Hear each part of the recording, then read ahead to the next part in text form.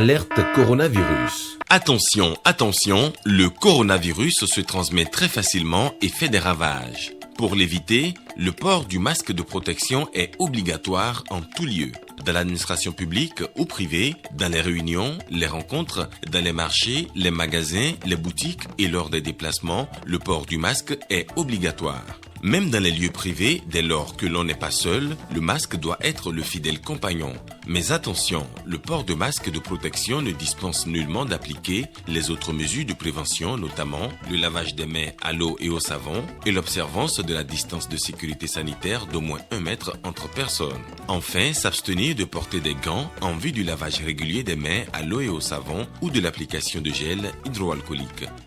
Pour tout savoir sur l'épidémie du coronavirus au Bénin, rendez-vous sur le site web www.gouv.bj/coronavirus.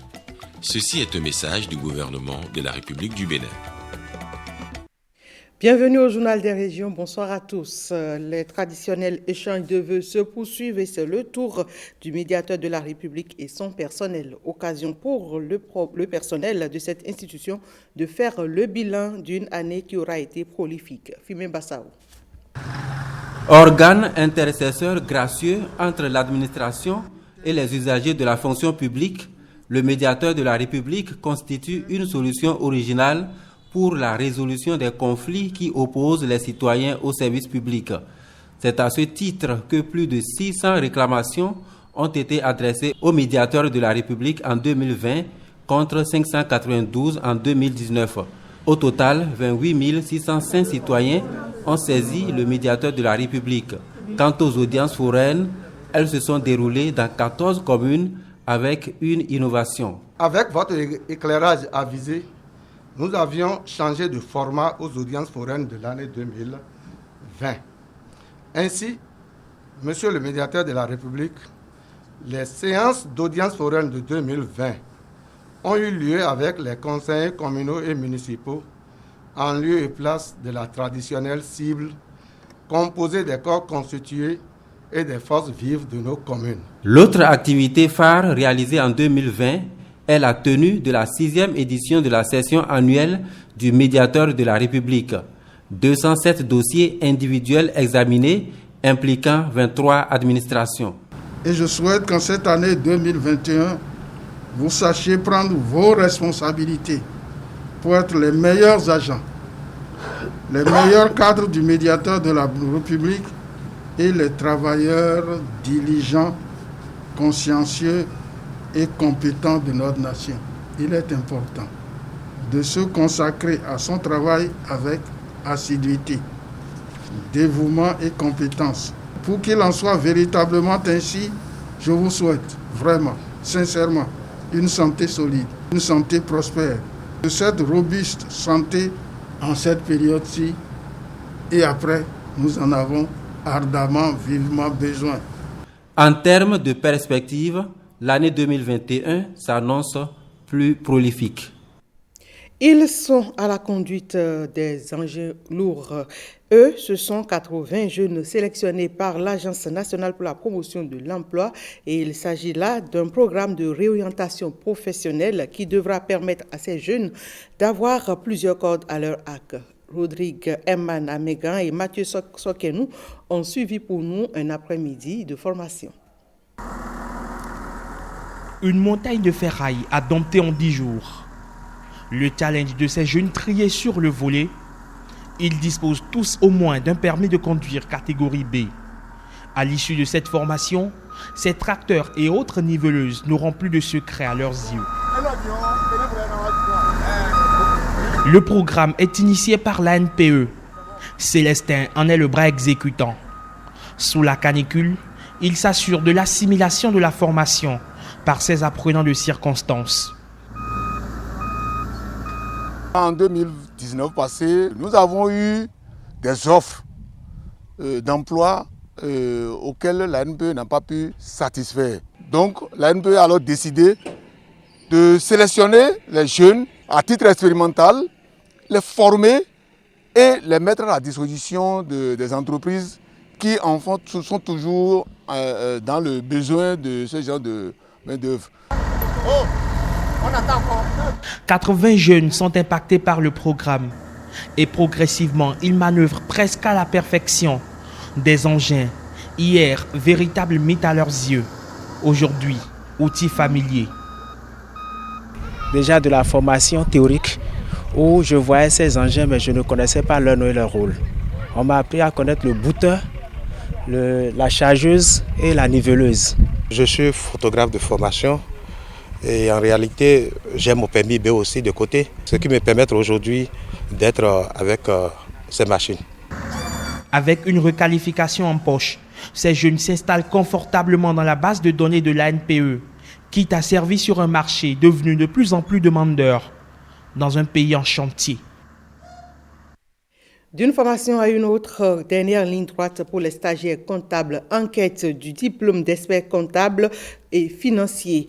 Depuis lundi, ces comptables sont en formation afin de mieux se préparer pour les examens et obtenir le grade ultime de leur métier. Axel Dancy.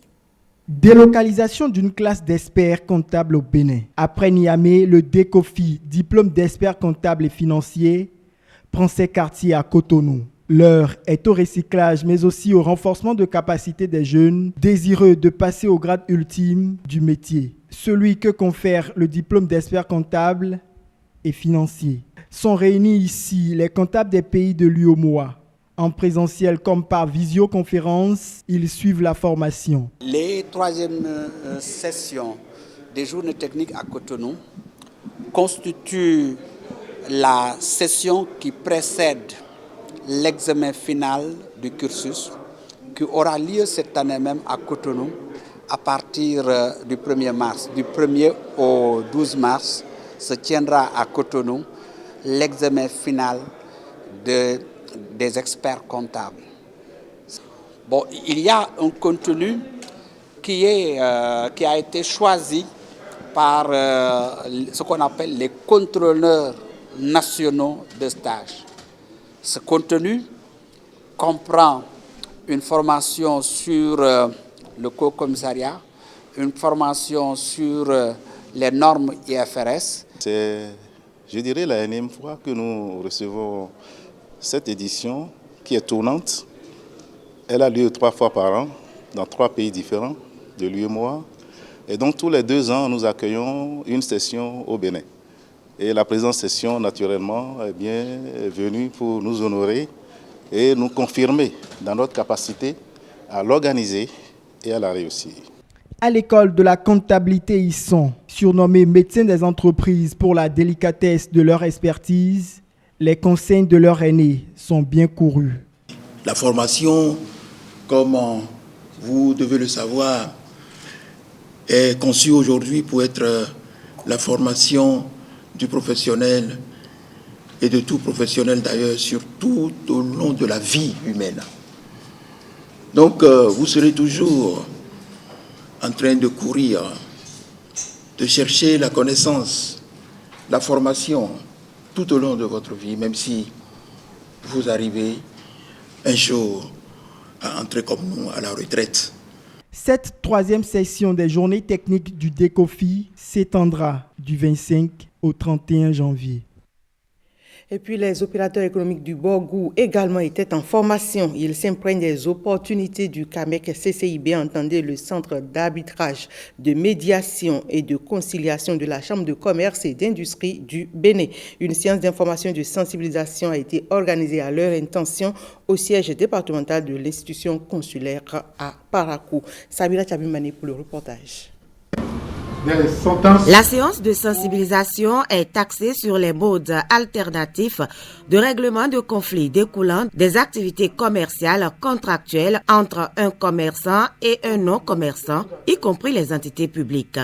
Le mode alternatif de règlement des conflits dans le CAMEC est le porte-étendard permettre aux opérateurs économiques de régler les différends en un temps record et avec la célérité, la discrétion qu'il faut et sans que les parties ne se sentent pas lésées. Le CAMEC offre des services d'arbitrage, de médiation et ou de conciliation. En dehors des tribunaux de commerce qui existent pour régler les contentieux liés aux relations contractuelles, il existe d'autres modes dits alternatifs qui facilitent la résolution des litiges commerciaux. Renforcer les capacités et mieux outiller le point focal du CAMEC, ici, à Parakou, c'est encourager les opérateurs économiques à se rapprocher de la représentation régionale de la CCIB pour disposer des informations utiles en vue de la résolution des éventuels conflits qui naîtront de leurs relations commerciales. La sécurisation de l'investissement et également l'accroissement de l'investissement nécessitent, entre autres, une prise de conscience des opérateurs économiques sur, d'une part, l'importance de la contractualisation des liens d'affaires et d'autre part, la nécessité de prévoir, lors de l'élaboration des contrats, les modes de règlement des litiges commerciaux qui pourraient naître pendant l'exécution des dits contrats. Toute personne physique ou morale peut saisir le centre d'arbitrage, de médiation et de conciliation en cas de litige né d'une relation commerciale. Et c'est tout pour cette édition. Merci mesdames, messieurs de l'avoir suivi.